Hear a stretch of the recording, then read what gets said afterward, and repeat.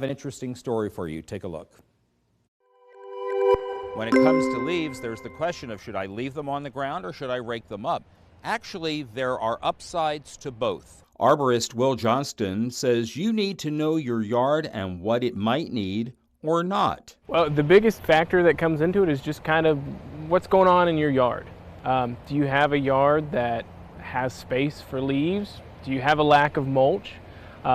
All kinds of things like that. He says your trees should also factor into your decision. Does it have leaf spots or any other kind of fungal leaf diseases? If your tree has leaf spots or any other fungal things on the leaves that cause them to defoliate early, don't leave your leaves. Rake them up. He stressed that if you have a healthy yard, then there is really no upside to keeping the leaves on the ground. However, but if you've got a lot that needs some, mulch and some additional nutrients, it's not a bad idea to leave those leaves where they are. The leaves are a good source of mulch and other nutrients for those lots that need it.